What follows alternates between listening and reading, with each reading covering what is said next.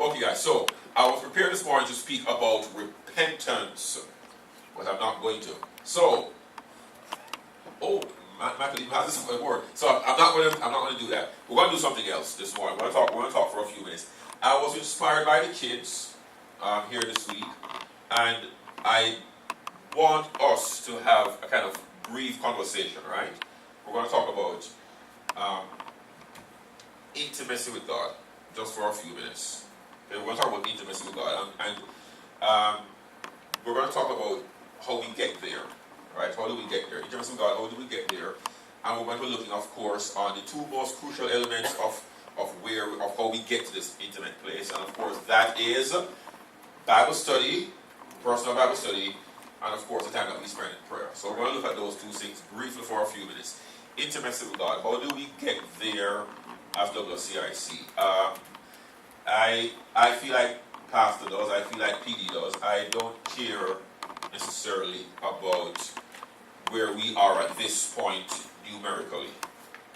And here's why. Because I really believe that there's always a period in which God prepares our people, and when they are ready, then he does his stuff.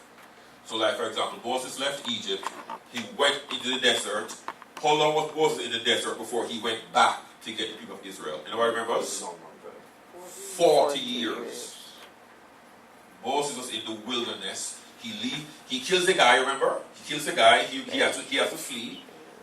Goes to the desert, 40 years before God sends him back to get Israel. God does stuff like that constantly. Joseph has a prayer, and he sees his brothers bowing down before him. It is years later before Joseph becomes the second highest person in all of Egypt. David is anointed king of Israel when he's like in his late teens, right, Pastor? It is 3 or 4 years of running away from Saul before he finally becomes king of Israel. That's not the way God does stuff. He says, I'm going to have you do something. And you think it's going to be next week. But it's 5, 10, 15 years later before you do the thing. And I believe that during that 5, 10, 15 years, God is evaluating you in terms of your faithfulness, preparing you for whatever this thing is. And I truly believe that WCIC is going through that preparation stage, and everything hinges on faithfulness. Just like that Psalm 33 that we're just reading, where it says that God looks on earth and essentially looks at his large globe and looks at everyone's life and evaluates the life of everyone. He examines your heart, he examines your motives, he looks at what you does, and he watches and sees until the day when he says, yeah, they're ready. And we're going to get there. So, part of that getting there seems to be this whole idea of developing intimacy with God. And how do we do that? So, because I wasn't prepared for this, I'm going to need you guys to help me find scriptures and stuff. So, we're going to start with Genesis 18 though. We're going to start with Genesis 18, at least that one I remember. This is where Jesus comes to speak to where Jesus comes to speak to Abraham, right? Remember? The 3 angels appeared. One very, very quick thing. Can you put it on Michael? Genesis 18, can you put it on the board? Genesis 18. One very quick thing. I remember a scholar explaining this once in a book I read. In the Old Testament, there are very many instances when the word angel is used. It does not mean angel. It means God. And all you have to do, if you look carefully at the passage, you will see, and again, context, right? I will learn the Bible study all the time on Wednesdays. Hint, hint. If you look carefully at the context, you will see in many instances, angel is referring to a member of the Godhead. And I believe in most instances, it's probably Jesus Christ, but we can discuss that some other time. So, notice verse 1 says, the Lord appeared to Abraham near the great trees of Mamre. Now, I'm not going to read all of this, but I want you to see a couple of things here. Intimacy, right? We're talking about intimacy. I want to see a couple of things here. Look at verse 2. Abraham looked, I'm doing NIV, yeah, that's NIV. Abraham looked up and saw 3 men standing nearby, 2 angels, the guy in the middle, or one of them is Jesus. When he saw them, look at this. Look at Abraham's response. Second half of verse 2. When he saw them, he hurried from the entrance of his tent to meet them and bowed low to the ground. Okay, and then here's what Abraham says. Abraham says, if I have found favor in your eyes, my Lord, do not pass your servant by. Let a little water be brought, and then you may all wash your feet and rest under this tree.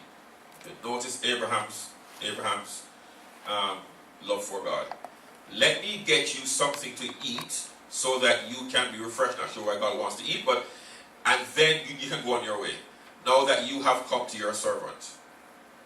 Very well they answered, do as you say. Listen, look at verse 6. So you remember now in verse 2 it says, second half of verse 2 it says, he hurried from his tent to meet them. Now look at verse 6. Abraham hurried into the tent to Sarah, his wife, and said, quick, get 3 seah of the finest flour and knead it and bake some bread. Then look at verse 7. Then he ran to the herd and selected a choice tender calf and gave it to a servant who hurried to prepare it. So he said to him, hurry, make some great curry goat, quickly. He then brought some curds of milk and the calf that had been prepared and sat there. Look at the end of verse 8. Sat these before them while they ate. He stood near them. While they ate, he stood near them under a tree. So they are eating. So he goes, he hurries, prepare the food, then he goes and he sits and he stands by them under the tree while they are eating. The reason I love this passage is because to me it says something about Abraham's devotion to God that I find just absolutely fascinating. I think that it is in that context. Jump down now to verse 16. I think it is in that context that intimacy with God that we then understand, that we have to then understand intercession. So verse 16 now is where Jesus says to Abraham, I am going down towards Sodom. Right, look at verse 16. The men got up to leave and they looked down towards Sodom. And Abraham walked, look at this again. Abraham walked along with them to see them on their way. This kind of intimacy this guy has with God. He walks with God to see them on their way. Then God said, shall I hide from Abraham what I'm about to do? Abraham will surely become a great and powerful nation, and all nations on earth, including us, will be blessed through him. For I have chosen him so that he will direct his children and his household after him. Abraham is going to teach him, his family and his household, how to obey me, to keep the way of the Lord by doing what is right and just, so that the Lord will bring about for Abraham what he has promised him. Because Abraham is going to obey me, I'll be able to fulfill my purposes in and through Abraham's life. I know Abraham, I see his faithfulness, so because Phyllis will always do what I tell her to do, I know that I can bring about my purposes for Phyllis' life, because I know, I see and recognize her faithfulness. You see what I'm saying? That's basically what he's saying. I know Abraham's faithfulness, and because he's faithful, I'll be able to accomplish my will through him, because he will always do what I tell him to do, essentially. Alright, so, that is the context in which you understand the prayer of intercession. So then, Jesus says to Abraham in verse 20, the outcry against Sodom and Gomorrah is so great, and their sin is so grievous, that I will go down and see if what they have done is as bad as the outcry that has reached me. If not, I will know. I find it fascinating that Jesus that Jesus decided to actually go down to Sodom and Gomorrah it seems to investigate if what he's hearing is true. 21. The men turned away and went towards Sodom, but Abraham, this is the part I love. Look at verse 22. Turned towards Sodom, but Abraham remained standing before the Lord. Okay, that's where intercession begins. Okay, look at verse 22 again. Abraham remained standing before the Lord. That is where intercession begins. Then Abraham approached him and said, will you sweep away the righteous with the wicked? What if there are 50 righteous people in the city? Will you really sweep it away and not spare the place for the sake of the 50 righteous people in it? far be it from you to do such a thing, to kill the righteous with the wicked, treating the righteous and the wicked alike. Far be it from you, will not the judge of all the earth do right? I love that. I love that. Quick side note,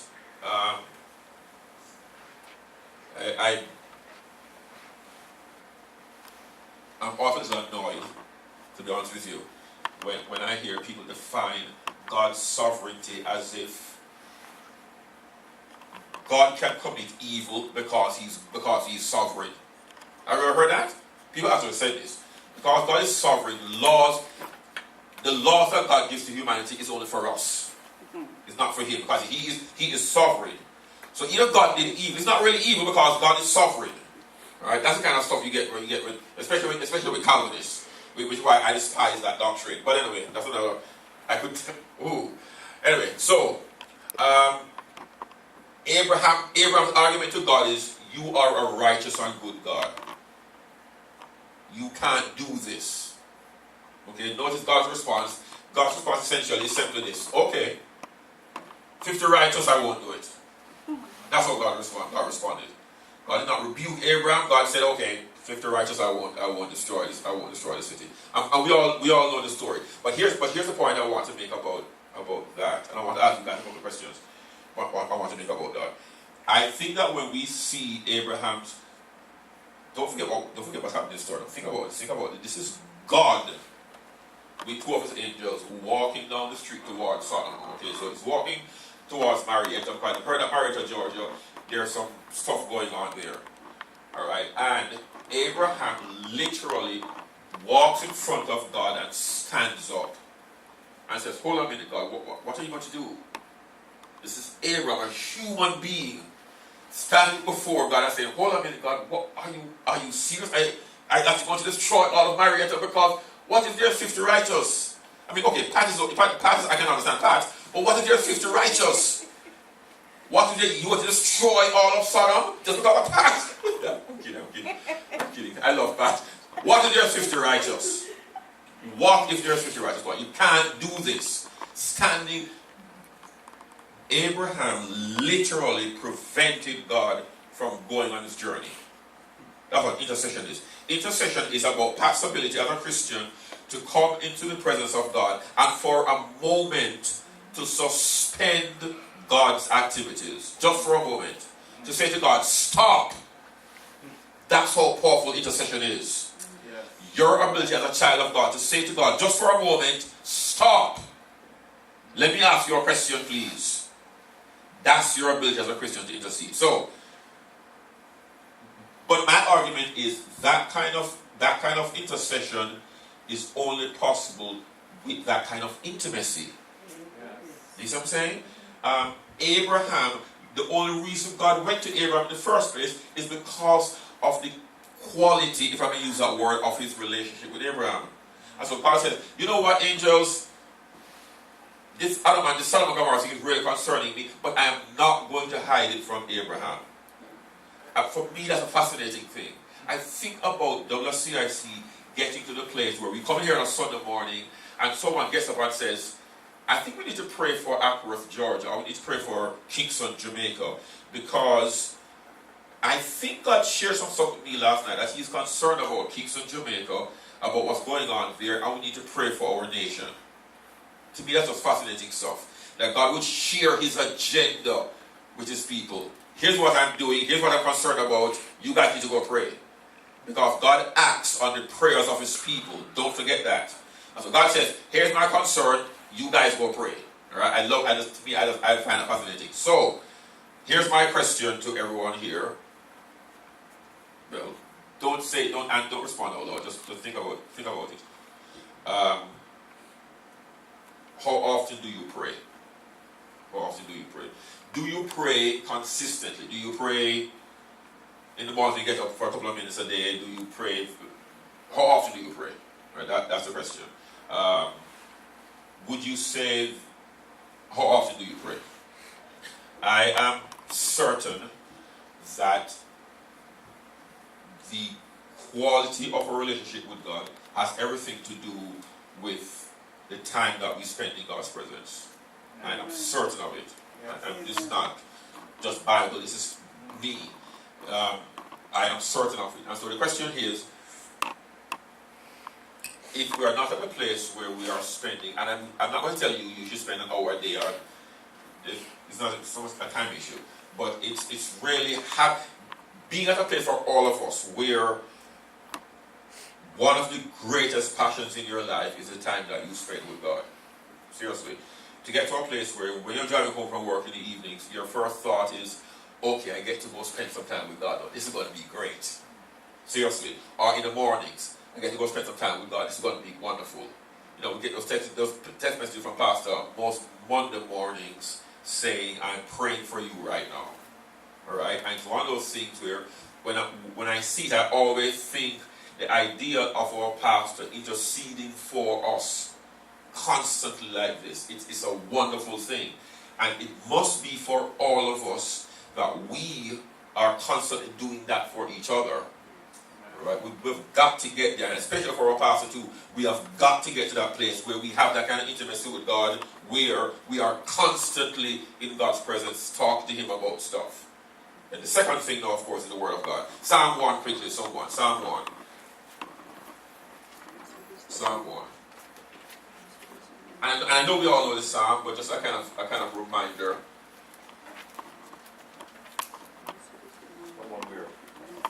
Verse 1. Yeah, read it. Blessed is the one who does not walk in step with the wicked, or stand in the way that sinners take, or sit in the company of mockers, but whose delight is in the law of the Lord, and who meditates on his law day and night. That person is like a tree planted by streams of water, which yields its fruit in season, and whose leaf does not wither. Stop. So, blessed is the man that walketh not in the counsel of the ungodly, nor standeth in the way of sinners, nor sitteth in the seat of the scornful, or the mockers. But his delight is in the law of the Lord. Are you at a place in terms of your relationship where you delight in Bible study? I'm talking about your personal Bible study now. Are you at a place in your life where when you think of Bible study this evening, it brings delight, where you truly delight in the time that you spend with your Bible, wherever it is that you are, and you're sitting down and you're reading and you're taking notes and you're doing something, it should delight you. Seriously, it should delight you. His delight is in the law of the Lord. And here's the crucial part, the something that I know Pastor would say, and in his word does he meditate day and night. You are never, ever, ever, ever going to be transformed unless we learn how to think about this stuff day and night. It is not good enough for a pastor to come here and share a message and then walk out the door and it's gone. And it's gone. I actually think, Pastor, we have too many messages a year. I know we have this model, but we, the church, we have this model of 52 Sundays, and most Sundays there's a new message, right? But when Pastor shares whatever it is that Pastor shares, a few weeks ago, Pastor spoke about being connected to the vine. And I know, I'm not going to ask, if I asked, since that message, which in my mind is one of the most important messages the church will ever hear, how many people since that message has gone home since that time until now and have said, what are the kind of things I need to do to make sure that I remain connected to the vine? Are there changes I need to make to my life to make sure that I'm connected to the vine? And that I'm living a life consistently of being connected to the vine? How do I do that? What do I need to do and talk to God about? Or what do I do to make connected to the vine? I will bet you, literally, if I have money, I would actually bet that nobody here has done that. At least not in any really consistent way. I don't mean that as a criticism, I just mean that the truth is one message and next week another message, and next week another message, and we don't I don't think, and speaking about the church generally now, we don't very often seems to me take the time to really think through. That's why I believe in taking notes. Because I know I'm going to forget. So you take notes and you go home and you think about it and you review it. People, if we are going to get to that next place, and I know we're going to get there, it's going to require taking notes, it's going to require spending time and thinking through this stuff. Okay, so here's going to be so we're going to spend the next 10 minutes just talking for a minute. What are the kind of things, and now is where you respond. What are the kind of things that do you think we can do to develop within WCIC a culture of personal Bible study? Where when pastor speaks and we walk out the door, he knows and we all know that we're going to go home and we're going to spend that next week thinking about what pastor spoke about and applying it to our lives. I really want to hear, what are some of the practical things you think we can do to help each other, to motivate each other, to do these kinds of practical stuff like praying all the time and studying the scriptures all the time? Yes, Phyllis.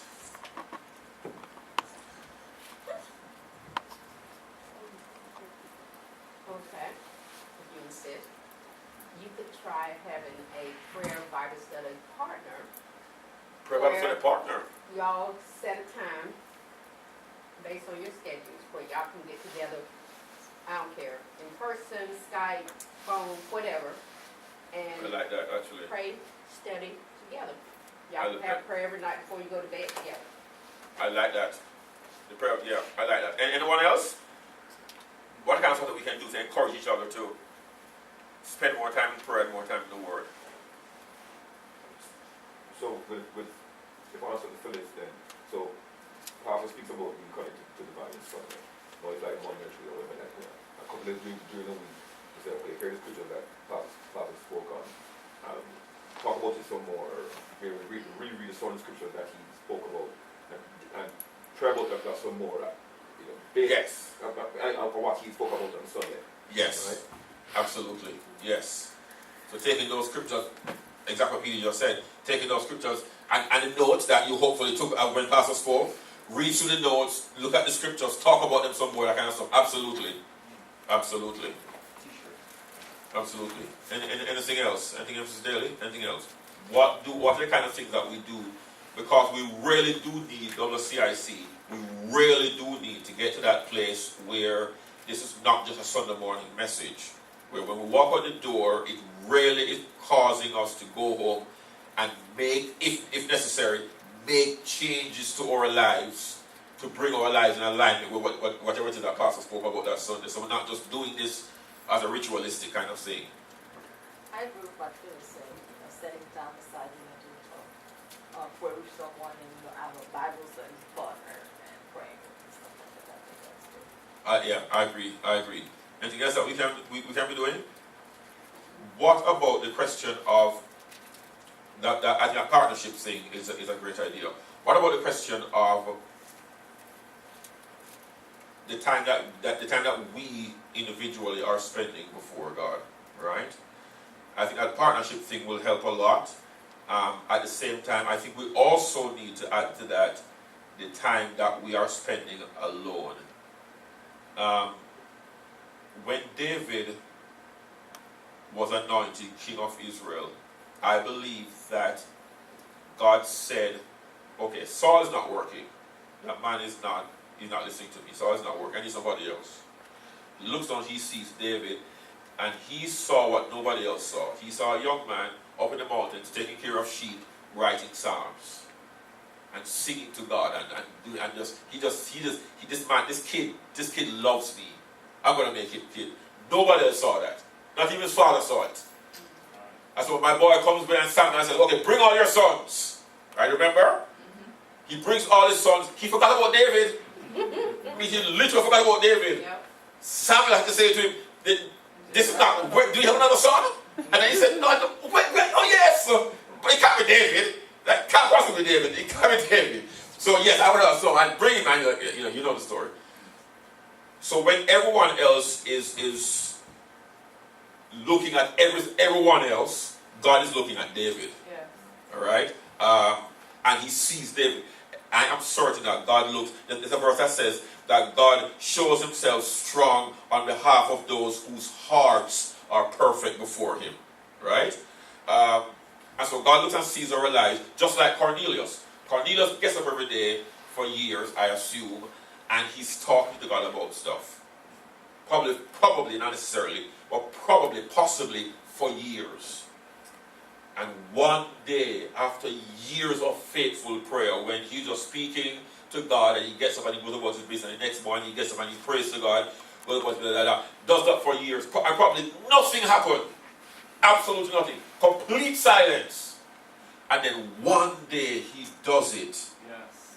And an angel comes and speaks to him and says, your prayer and your giving of alms have come up before God as a memorial. That's truly, I say this sincerely, that is what I see for WCIC. Years of going through what we are doing now, and God continues to look at us and look at faithfulness and see our faithfulness, and then one day God finally says, okay, they are ready. That's truly what I see. But it requires us to continue to develop the faithfulness. I mean, I tease Phyllis, our brother Henry, about this week. The truth is, I love the fact that brother Henry did what he did for those kids. Yes. I truly love it. Yes. And Phyllis with her annoying emails about t-shirts, I love it. Because the truth is, we need a Phyllis. Yeah. Like Sister Pat said, we need someone who's going to say, okay, Michael, did you read the email? Did you buy this? Did you do this? We need a Phyllis. We need a brother Henry. We need people who are going to be faithful in doing this stuff. Yes. So that we really can get from point A to point B. Yes. Intimacy is the key, people. And so if there's one thing I would wish for WCIC is us developing that kind of culture of faithfulness, where we walk in here on Sunday morning and we are so excited to talk about all the stuff we have been learning in our personal time with Jesus Christ. I have YouTube, the Bible YouTube, and every time Phyllis in her annoying Bible studies, Version. What's YouVersion? YouTube? YouVersion. Every time Phyllis underlines, Phyllis and I and my wife, we are partners in this YouVersion thing. So if Phyllis underlines a passage, I get a note that says, Phyllis underlined this, or she started this Bible plan, or she ended this Bible plan. And one thing that I don't ever say this to Phyllis, but that makes me really happy, is every time I see one of these messages that says, Phyllis started this Bible plan, Phyllis ended this Bible plan, Phyllis started this Bible plan, Phyllis ended this Bible plan. Because that says to me, she is reading her scriptures. Amen. And that's crucial. To me, we're not going to get from A to B, people, unless we're doing Bible study. Study to show yourself approved. Yeah. Yes. We're not going to get there unless we're doing it, guys. So please, I'm begging you, as I end now, was that late? So I'll end with this. Bible study, prayer. That was part, wasn't it? You see? Heathen, I'm talking about heathens. Bible study, prayer. Bible study, prayer. Can we, for this, I'm going to ask Sister Phyllis, since she volunteered, to take every member here and pair us up. Right? Pair us up with someone. And for this week, we're going to try it just for 1 week.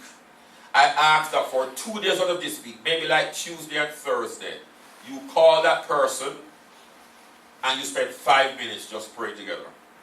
5 minutes, that's all. Just 5 minutes praying together. First we'll arrange the thing. Or if you want to pick someone, that's fine. You want to pick someone to pray, that's fine. I don't care.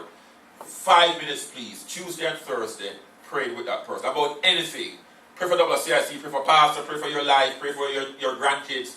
I don't care what you pray about. Pray for your marriage. I don't care what you pray about. But 5 minutes, just partner with someone and pray. And if you want to talk about something with your life, whatever, do that too. But please, first we'll arrange it. Tuesday, Thursday, 5 minutes, pray with someone.